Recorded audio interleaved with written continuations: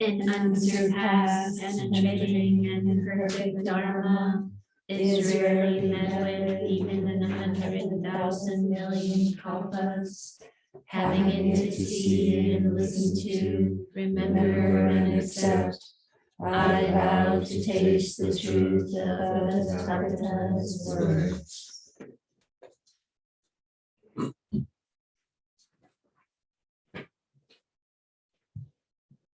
Ready? You're ready. Oh, okay.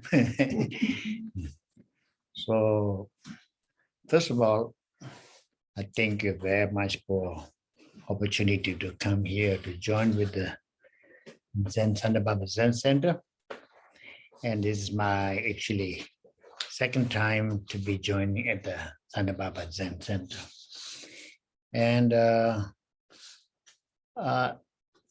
I came here to reason is I really not came here to talk much about the Dharma or only your everybody you are the well established understanding of the Dharma.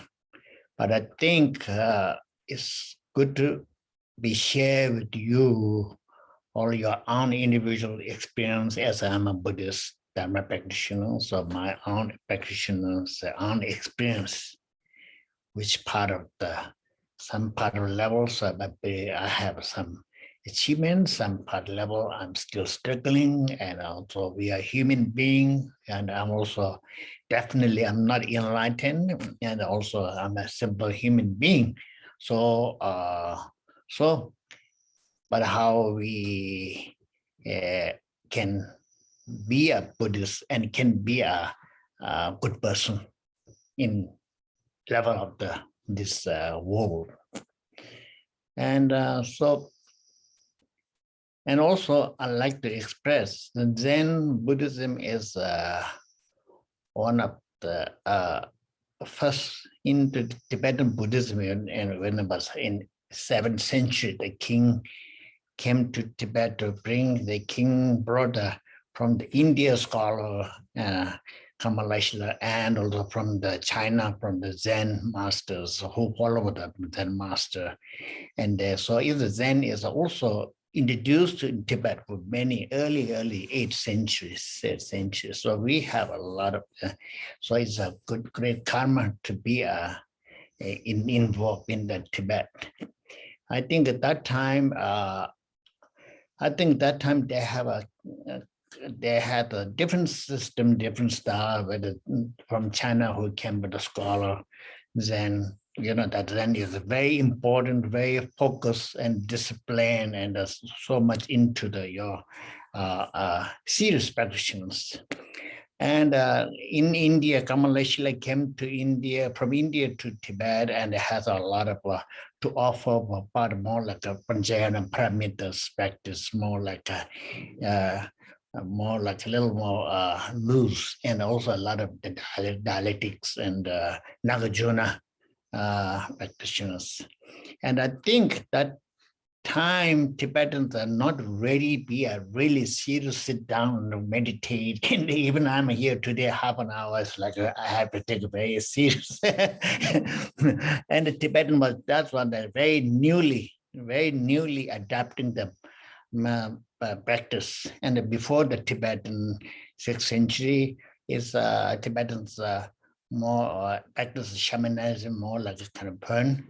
And also they have a lot of different rituals and different, so there are experience of a lot of the movements and the chanting and the music. And so that's what how Tibetan, so I think they need to be time to set to be slowly down to, they cannot be forced right away into so I think that more recently, I think that they're both scholar and the king, and they have a conference and they have a dialogue, discuss what's the best suited upon that moment.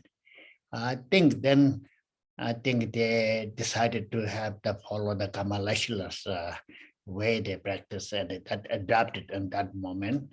And that's how it became the more Tibetans became monastic systems, more adapted with the Nagarjuna practice system. And that's why in Tibet, but still we don't call Zen, but still we have a Tibetan, we have all the many monasteries also have especially we call Dzogchen, the great completion practitioner. Those are the actually, we don't call them, but they have a lot of things we adapted into the practice. So we are still not inseparable, not separate from the Zen. It's as still have, and also monastery. Tibetan monasteries later when it became very traditionally, Tibetan become more like if you have 3 children, if a boys, maybe one is they traditionally they just family want to be a monk. So that's why you will see in Tibet or even in India, you look at the Tibetan monastery, maybe like 100,000 monks, and many are very young, very small kids. They're not. So, but technically, monastic, the rule is you cannot be a complete monk vow until you're age 20. That's the rule. So they are Tibetan, those young monks are part of the monastic community, and they are training. They are part of they can be involved all many different aspects for the practice, but still they're not allowed to take the full vow of the monastic monk vow until the age is 20. It's like a California law, you have to drive 21, whatever those age, some kind of similar system. So after 20 years after, then you individually, you have a choice. Either you want to take a full vow or you still stay in a semi-vow, or you want to, or some people, even Tibetan monks, they remain until 40 years, they don't take the full vow. It's all depend on individual base. And also, when you look to the Tibetan monastery, you will always see many chanting, prayers, rituals, all that. But if you go on deeper level, we have many different categories. Once your training be involved, then it depends on our individual base. Some like to be like a scholar, some want to be a very traditional, all the learning in the debate and all that go to the different level, but more like a training in the become like a scholar and a pandit. Some want to be decided to be a focused certain level, and then they remain your own individually. So we have a lot of meditators, meditation. There's an individual, they just live from the, not really from the monastic community, but they live distant from the monastic big community. They remain into the mountain, have a little small cave or small cottages, and then do the retreat. More like a Zen. The focus on your focus on your body, mind, speech, and also meditate to achieve the enlightenment in a different way. And I think what we believe, Tibetans also similar. We all have a Buddhista, Buddha mind. So every, not only Buddhists, we call all the sentient beings, human beings have a Buddha mind. So they have a potential to be enlightened within your life. That's all individual base. And also, we don't call, we have monk have a better understanding than another person, but we don't judgment. So we respect for everybody. Because the reason why we respect everybody, we don't have no other person. Only yourself, you will know how your practice. Other person, you don't have an understanding of what his capacity. He could be very normal person, maybe, but he's one of the high enlightened person. So because what we believe, Buddha enlightened. The purpose of Buddha enlightened, it doesn't mean he just be enlightened, go to the nirvana and stay in some fancy place for no any problem, stay there, enjoy the life. I don't think that's the Buddhist, but mainly is once you Buddha enlightened, come back to the samsara, to help the samsara, to solve the suffering of the samsara. And also, so for that purpose, you have to be involved into the community, into the society. So there are many different level where sometimes you have to be expected like a teacher. Sometimes you have to be expected like the same person, be your good friend and your same level, but then that way you can reach better the person who be bring to the more peace and more understanding. I think that's why we call Tibetan also, we call Tibetan, we call many lamas call Rinpoche, reincarnation.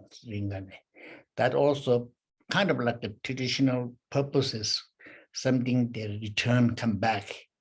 But they are a little different because they requested this Lama to come back as the same, keep the same name and same title. And then the little boy already have the title of the person who Lama, who teacher who died.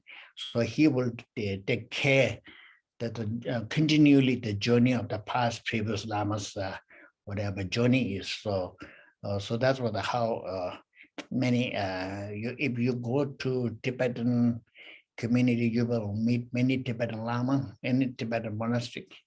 I think that my understanding is, and that time is very important and very necessary because Tibet is 6 million Tibetans, but a big land. And also many area have many monastery, and there's one Lama who take care of that monastery. Monastery will be very inseparable with the community.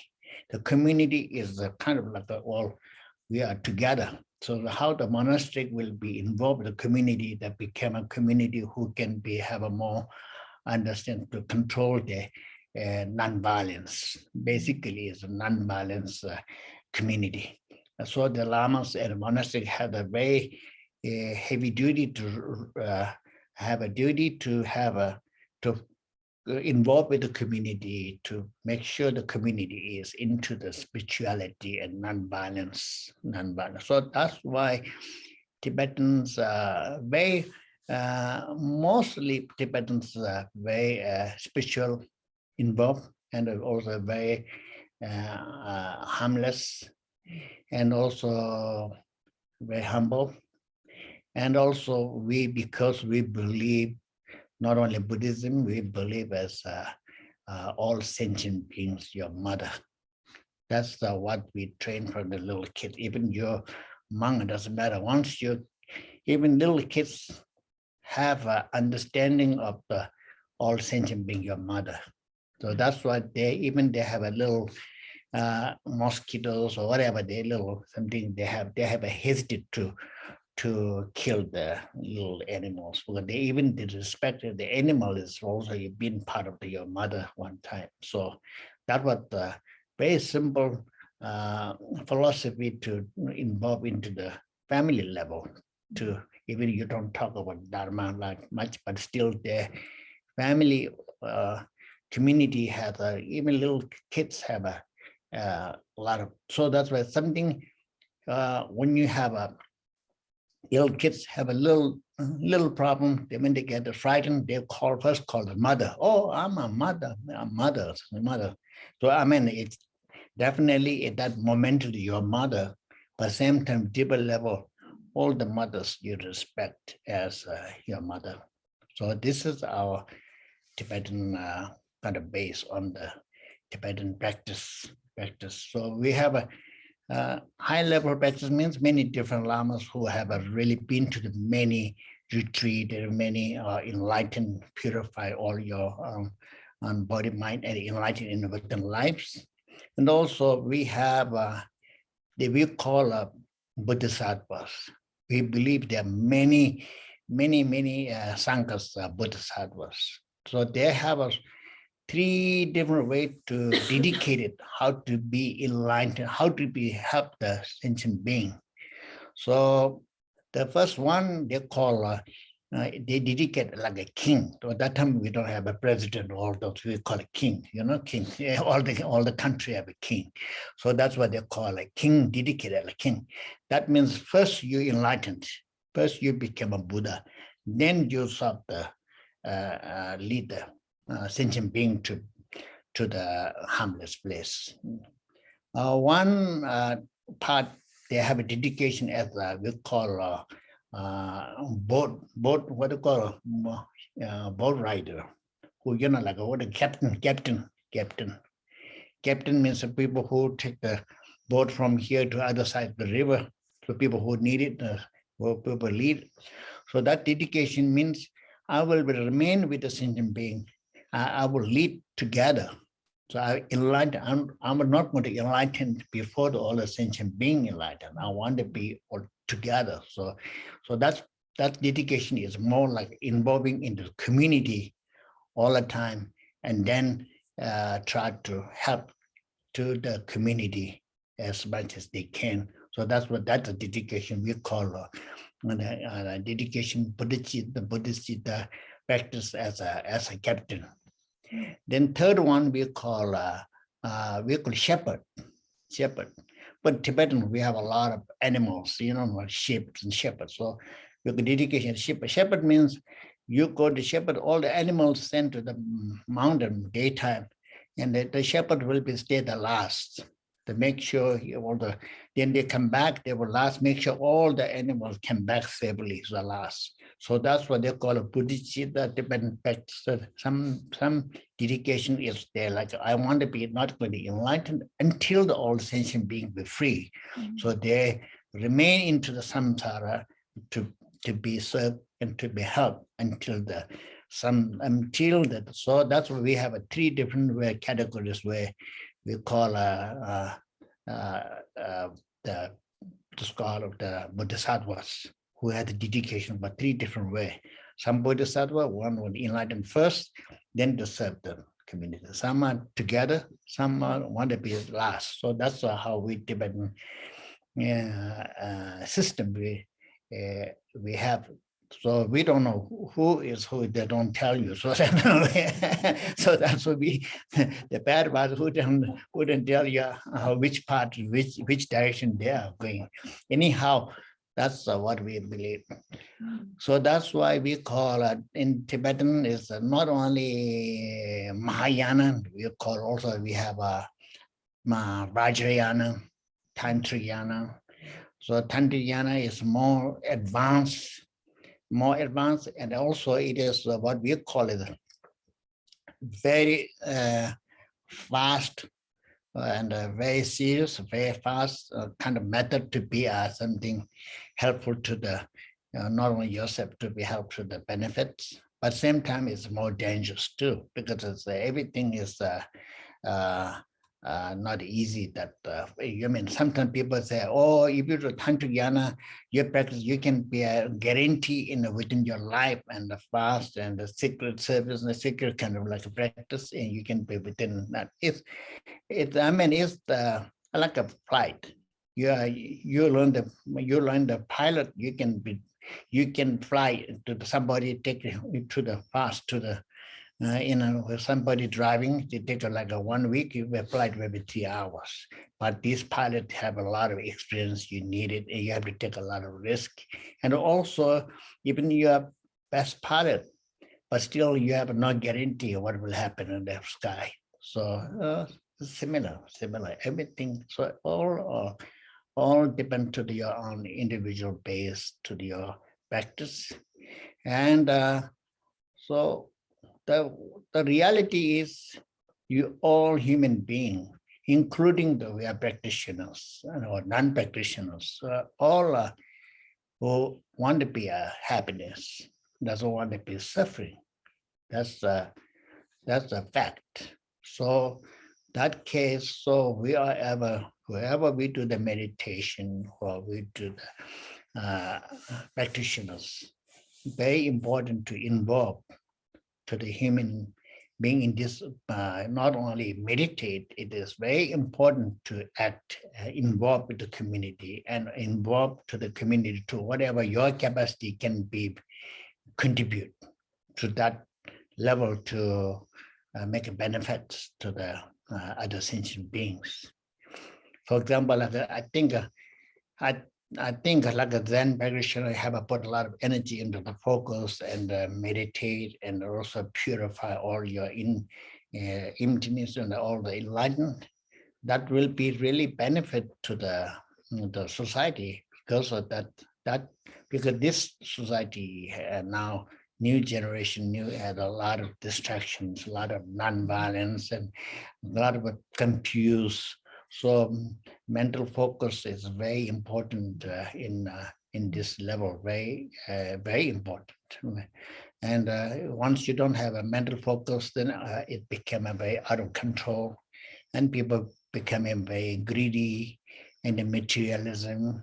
And so modern technology is a good or bad. The good thing is the modern technology is a very fast, something a lot of things you can be benefit, but also if you don't do that properly, it will be very dangerous. Like the September 11, like all those kind of things. Those people who are those damaged the whole this world, they are pretty smart with onto the modern knowledge, modern technology, but they are lack of the moral, lack of the focus, lack of the understanding of the human value. So I think our spiritual practice is very important to be helpful in this world, and especially a new generation, new younger generation. But on one other hand, I myself be like a Tibetan Lama, like you said. I was born in a little boy, be trained into the Tibetan monastery. I became a monk, and I was studied many years in India with my teacher and all the many great lamas. And I was very fortunate to get a lot of opportunity to spend many years with the monastery. And also, but at the same time, I myself personally, I decided to not to be like a monastic monk, and I still could be stay in monastery. I was very fortunate I get that opportunity. But I personally myself, because I was traveling a lot, and I was working at the Tibetan library, and I travel a lot. Then I realized just stay monk, and also you travel a lot, you do a lot of things. Sometimes you feel guilty of the broken a lot of rules, monastic rules. So I say, okay, so that's what I was resigned from the monastic monk, but I'm not resigned from the Buddhist. I'm still a Buddhist. So sometimes people think, oh, you're normal monk. Doesn't mean that means like you're out of the monastery. No, we are still connected to the monastery. I still have a monastic connection. I still have the same duty as a monastic monk, same duty. When I resigned monk for somehow reason, traditionally, but generally Tibetan society sometimes is not easy. When you're a monk, people have a lot of respect, and people so much they give you so much responsibility. Suddenly you took off the monk robe, they really get upset. Yeah, they get so upset. Some people cry in front of you. Some people are mad with you. Some people think you became crazy. What happened wrong with you? Some people will scolding you. Some people will humiliate you. Whatever thing that happens.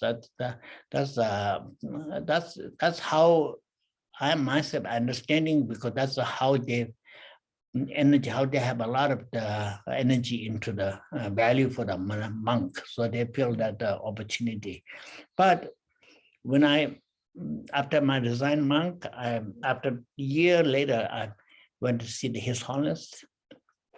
That was also not easy, not as a society culture. I really hesitated to go to the front of His Holiness but I always go to the teaching, but I would stay in distance. But then one time somehow His Holiness realized I was there. So he called me. What happened? I'm not a monk. Oh, well, what happened? Well, you look changed. but His Holiness made me a very re-energized. He told me, you don't take that excuse that you're not monk and be a crazy boy. You have to be same. You have to be follow the same.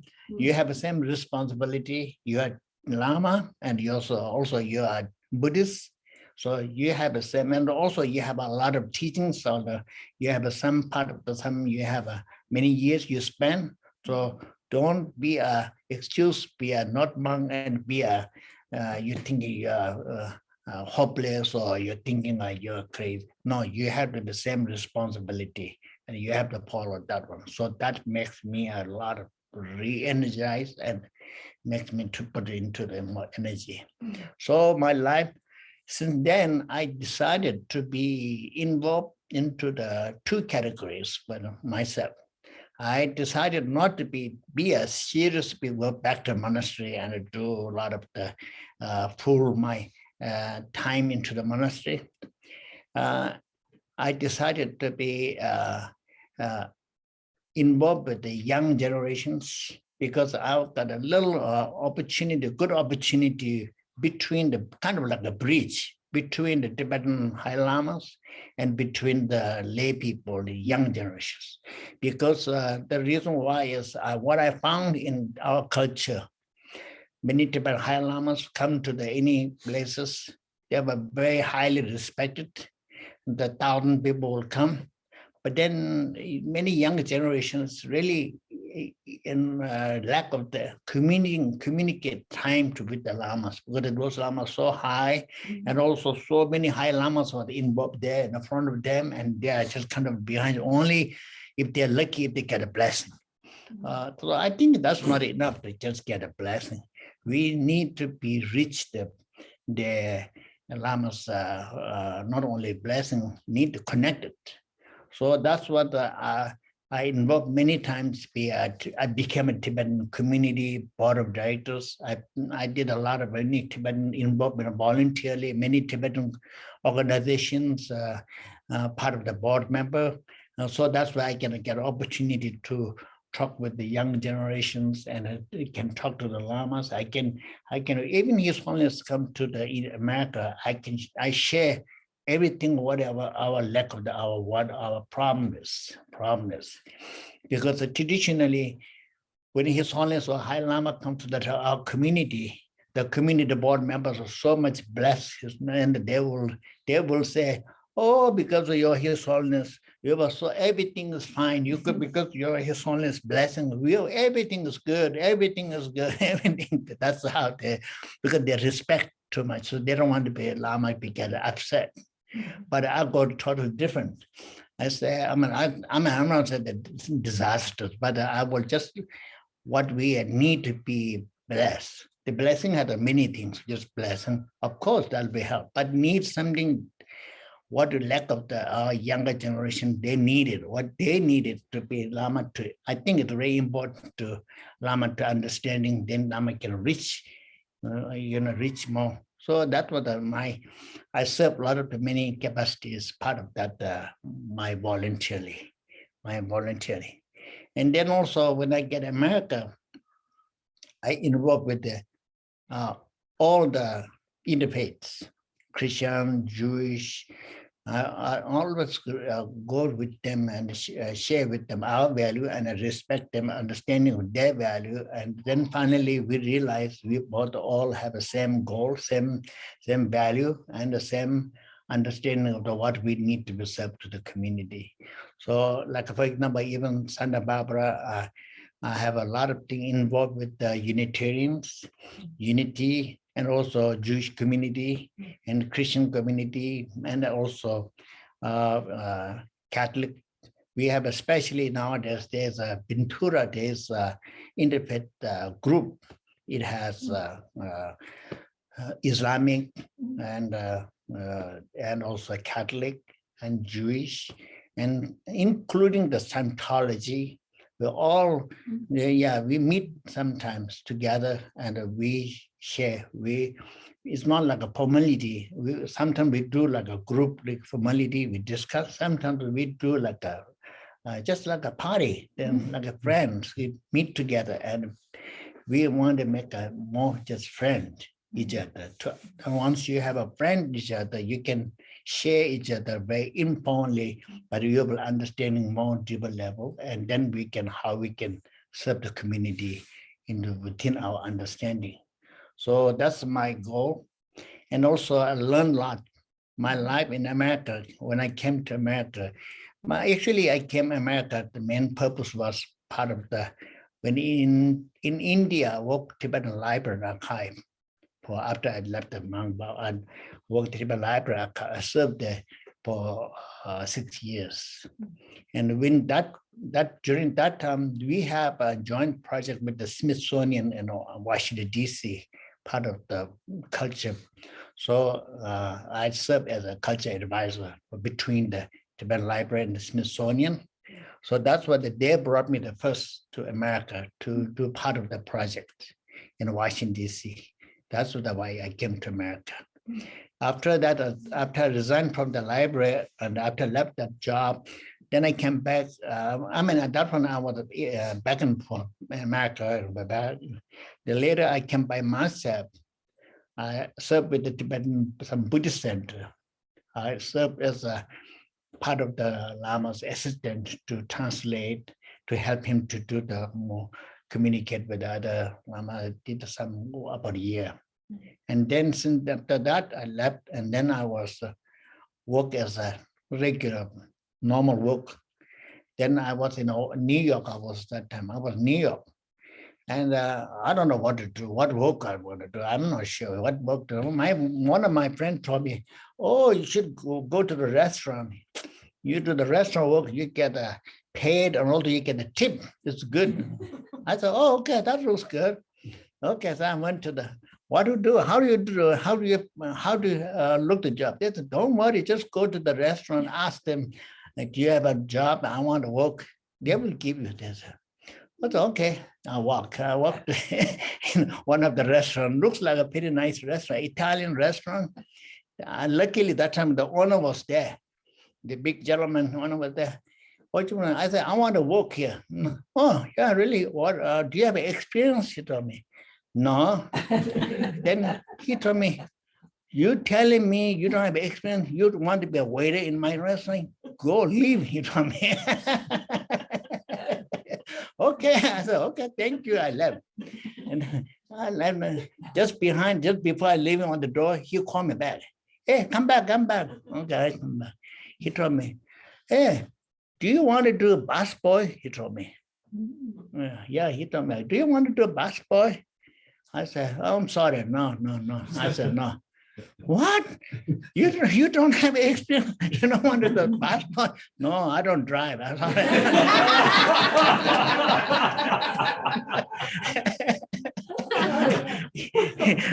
I had to drive his bus. So he was thinking I'm kind of crazy.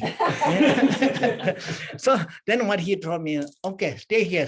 He told me, okay, stay here. Then there's one busboy was working, cleaning the tables, and you look this boy, what he does.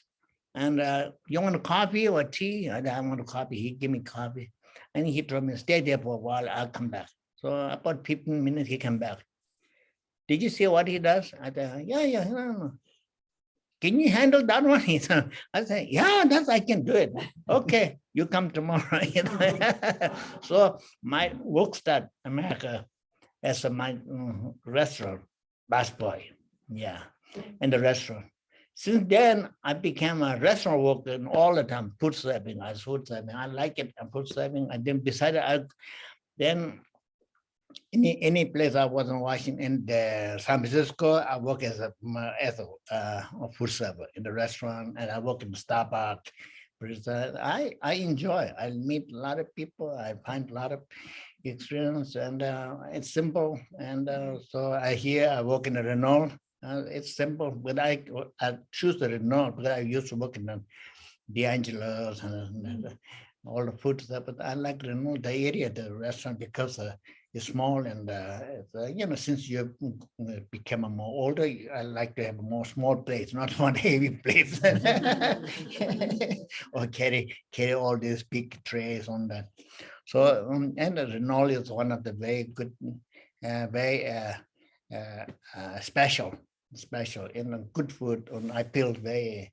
I don't want to work in a restaurant and they give a lousy food to feel guilty to the customers. So I really enjoy the Renault.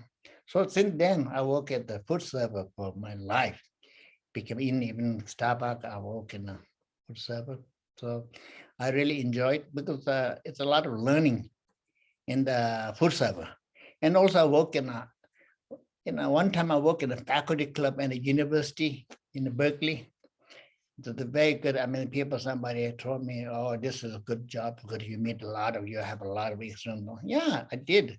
Because then the faculty club, I work early morning, all the high level, those visitors, scholars, everybody comes there early morning for looking for coffee or breakfast.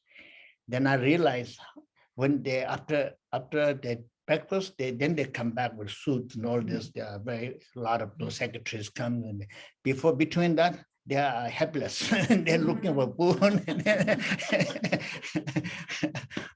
so it's very interesting. One time was very interesting. One time there's a university had a very special guest came from big scholar, a scientist scholar from mainland China.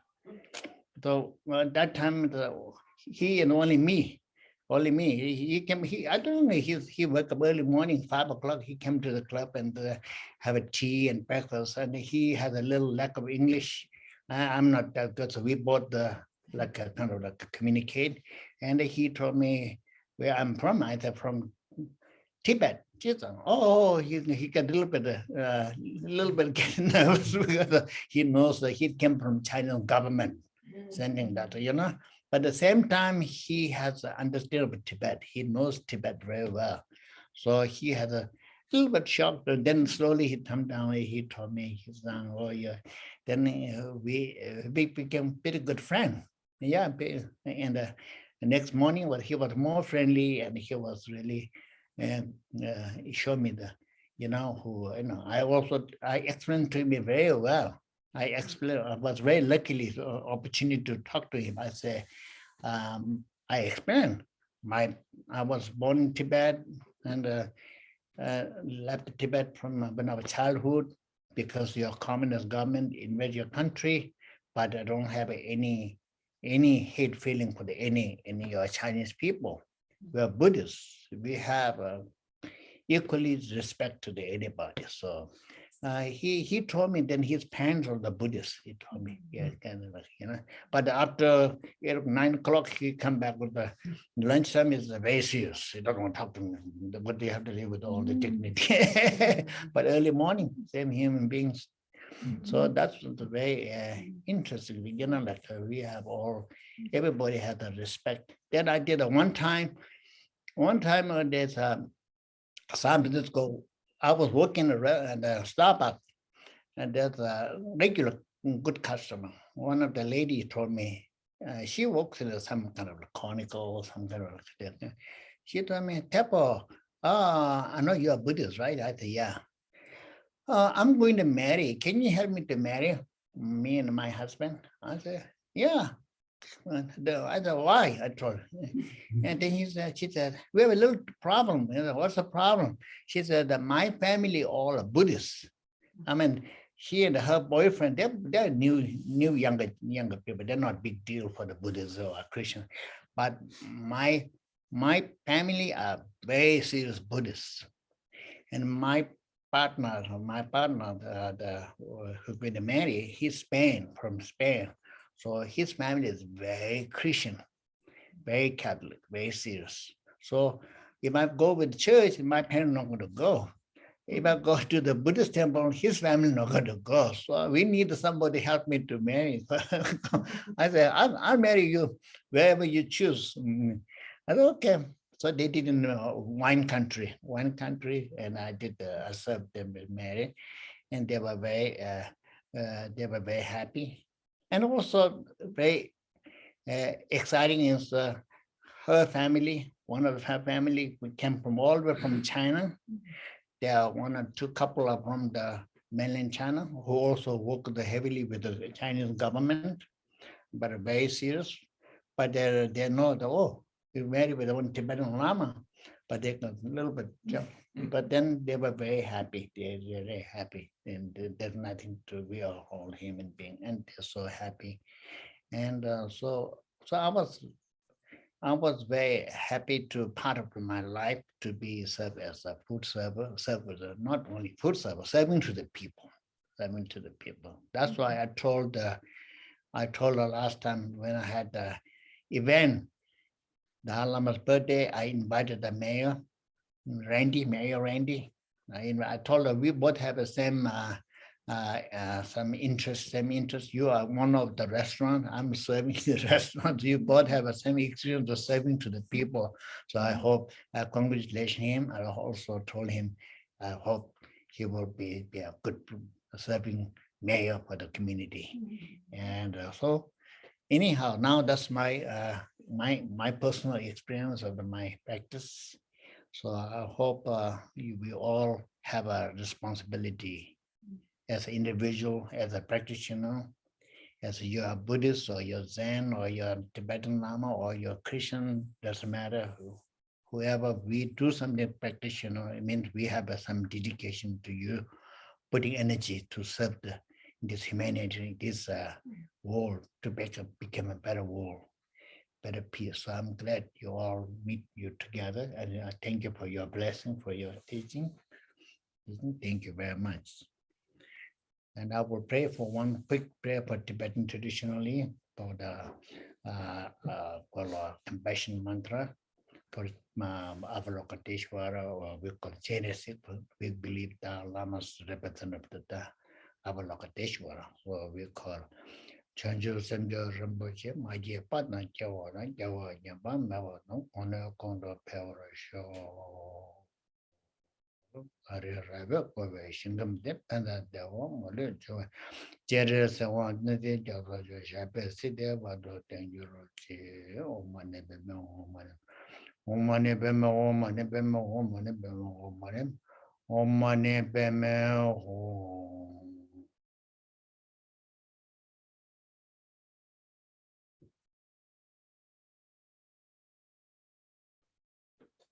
Thank you.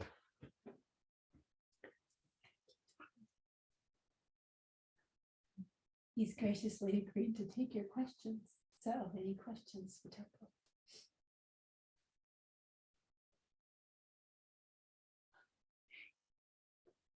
Well, I'll start. Yeah. Thank you so much for your teaching, and it's just what I needed to hear today. So thank you.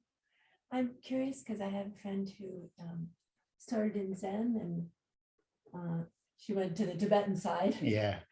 And she talks to me quite a lot about dreams. Yeah. So can you give me the Reader's Digest version of how Tibetans, because in Zen, we really don't talk about dreams. Right. So could you please tell me just a little bit about how your practice is informed by the dreams that you have, please? Tibetan, that's, I think this is a dream. We take a lot of individual based masters. They're dealing with the dreams to the individual followers, but there is not really particularly monastery. They have a kind of setup for the kind of like we Tibetan monastery. But dream is also very important for we in our Tibetan culture. We have a dream is because this whether you believe or not. For example, today we talk a lot of something frightening or exciting something. Sometimes it's coming in a dream. Next day it come in a dream. So this is a fact. So, so that's why the nowadays like a Google, you search for the little bit in the computer. Tomorrow, all your email comes with all the whatever you're searching, they will come out in your net. Similar, the dream is has kind of connected with your you're dealing with your thinking, you're dealing with your other communicating with the person. It's just coming to the dream. So the Tibetan monastery lamas, not the monastery, Tibetan Lama teachers, instead of they don't talk that dream, they try to use that opportunity to bring that person into the understanding of the reality. So this is so instead that they say, oh, we don't believe, we just stop there, like I think that they took that opportunity. Okay, let's talk about dream, and then also dream, and also generally the word of the dream is a good thing, positive. Everybody have a dream. I want to be doctor. I want to be something. I want to be something. So it's just technology. The word makes you more positive. So we try to make that positive into the reality. So that's what we have. Then when the person took the same time, there is also a different level. We have a Tibetan practice, the dream into the bring your the practice, and also we have what we call is the rainbow. We call pure land, basically pure land. Your body, mind, you get the purifications, and through your dream and through your rainbow practice and into the a lot of things to be involved. That also depend on how the individual Lama who are dealing with the individual base. We don't open that for everybody, just individual base, how their capacity, according to their capacity, they do. And also we have for example, some good practitioner, maybe not necessary, but a good, some people who pass when you call interstate between you die and you reborn. We Tibetans keep that for 9 days, And then these people on the dream, they're all the land of the space between this, looking for the rebirth. And we call it parto. Yeah, we call it parto. And also, sometimes some Tibetan practitioners who even did what we call it died, they're still in a meditation for 3 days, 2 weeks. Some lamas I very seriously last couple of years ago in India, one lama was passed away. It's not like a very famous lama, it's like a good monk, it's a good old monk. He passed away. He remained in a meditation after he died for meditation for like 3 weeks. And Indian, all doctors and even Indian government is involved to make sure, there was really a surprise. So it happens sometimes, there is. So that's what we call is the dream is also there is particularly some Tibetan also for Dzogchen, and there is also we call it Tibetan Buddhism. We have a Tibetan in a part of the world where we have a Pön practice. Now Tibetan Buddhism has a Pön practice. Pön is basically more like old shamanism, but integrated with the Buddhism philosophy. So not real shamanism, but it's also kind of like a culture based into the involved. So Tibetan Pön practice, they have a lot of into that dream and that tradition, and also the teacher had to seriously into the involved that directions. And also Tibetan, we still keep Buddhism, Tibetan Buddhism keep it many Pön culture, like prayer flags. We do all this smoke incense, all those culture based on the previous, before the pre-Buddhism traditional culture, but still we keep that culture because it is not harmful. It also can use that into the practice and it people enjoying, and also it benefits to the people. And so we do that. Yeah. Thank you. That's in Zen too. The Shamanic Roots of Zen is a book that's out right now, actually. You can read that. Yeah. Thank you for being here, and I'm really looking forward to going to the Renaud. Yeah. Thank you. Renaud. No, I've yeah. never been there. I want to go now. Yeah. Thank you. You talk about the different levels of Bodhisattva, the captain. Yes. Can that be applied to the layperson like us and our roles and levels? Yeah. So you know what I'm talking about, the Bodhisattva. Bodhisattva is nothing different person. That's why I was telling Bodhisattva, like I told you from the non-judgment. So I cannot judge you. You are already Bodhisattva. We don't know, you know. Even you don't need to be Bodhisattva. You are dedicating, you are practicing, you are developing your body mind to control. So you are dedicating your Buddha heart. So Tibetan Buddhism also, we believe like similar. I mean, we have a follow like a Zen. We have a Buddhist Buddha mind here. So when you Buddha mind here, you have a capacity to be enlightened. And also, if you are different, all individual best, well, you know your capacity, you know your understanding, and so if you have it dedicated into your life, I want to be the same thing like today. We generally what we call as office people working before working office. Before they go to work office, the office people will come morning, they make the plan, what we're going to do, what we're going to achieve. Then tomorrow we're going to see what we've done, what we haven't done, what we have to done. Similar, Tibetan, we call early morning, we do the motivation. Early morning is a very important way. Wake up. First of all, as soon as we wake up, we are fortunate to be still alive. That's number one, because we believe impermanent. We cannot guarantee we'll be wake up, be alive, or be dead. So, so we are fortunate to be alive.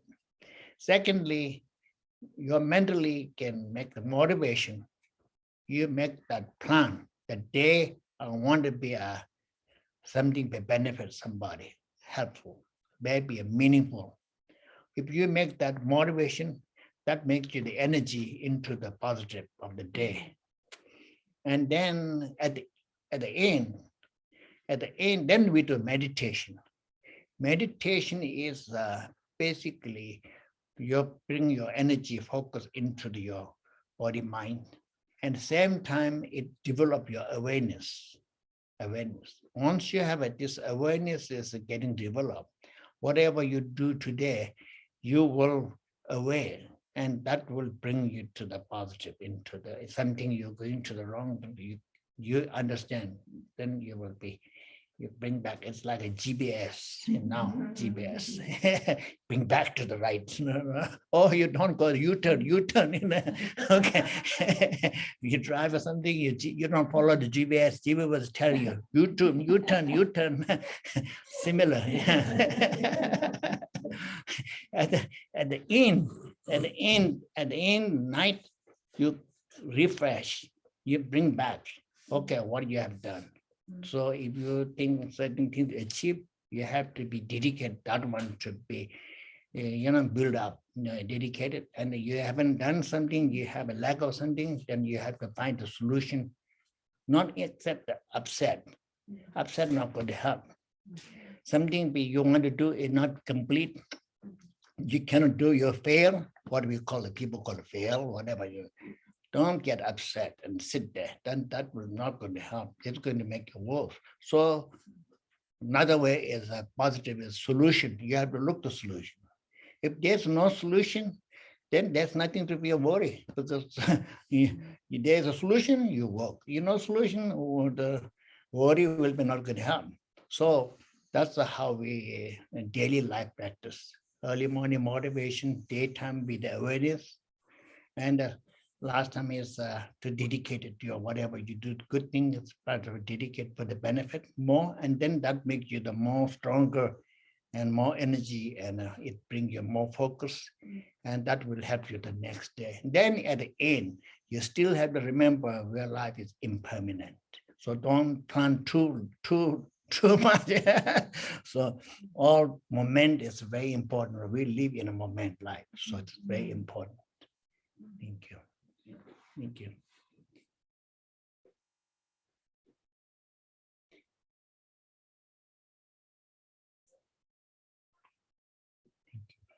I have a question for you. Yeah. It might be too personal, but it's a curiosity, I guess, of when you were a child and you were identified as the 8th reincarnation. Yes. Yeah. How was there? I mean, I've seen the movie about the Dalai Lama. Right, He right. identifies Mhm. objects. Yeah. Can you explain? a little Oh, bit? yeah. That's when I was the monk who recognized me as a Thepo Tulku, I was 3 years old. The monk first time came to visit me. I still remember a little bit, but my mother told me, my mother and my parents are very extreme. My mother is a very spiritual, and the monks came, they said, we're looking for something. They're looking for the little boy. She was so, she's so happy. Same time, she had so much love on me, and she doesn't want to send me to the monastery. So when the monk came to the first time, they said, I think we're looking for, that time they're looking for candidates. They're not really like a thing. And they said, no, my mother said, no, my boy, no.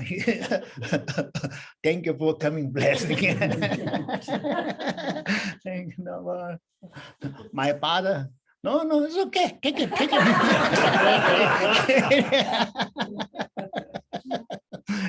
My father, yeah, if you believe me, take it. Yeah, so anyhow, then that time there's a 6 monk came.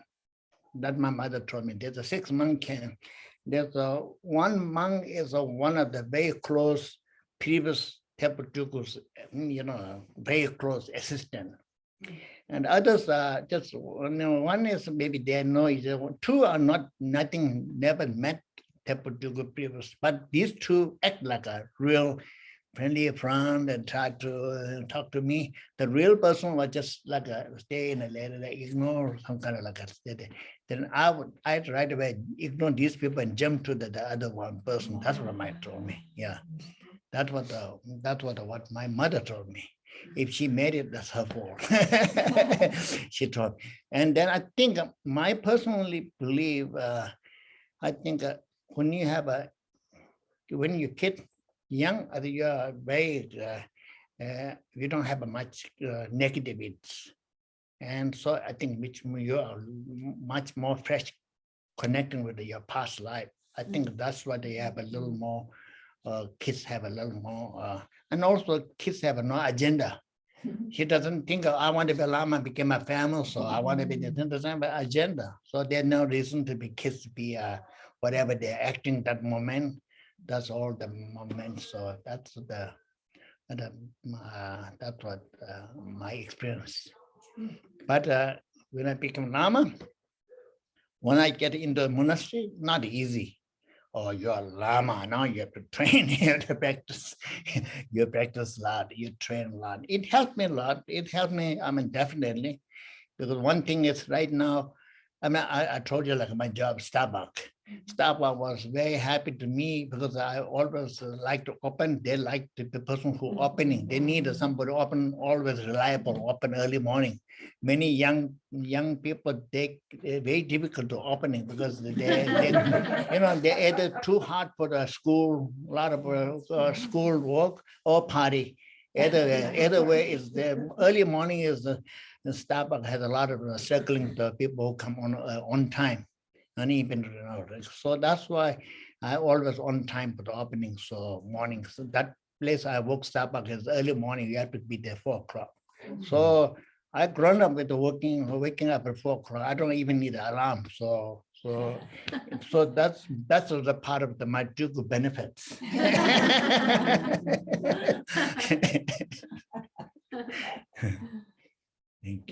Thank you. Yeah. Anything else, Bernie? We're running out of time.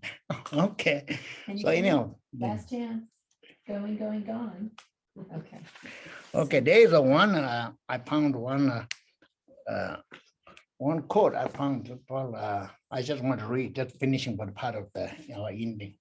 This is called Sam Ben Sheikh. Remind us through his fascinating and important work. These two great Mahayana traditions were not always quite so far apart. We are more like estranged cousins, even long lost siblings.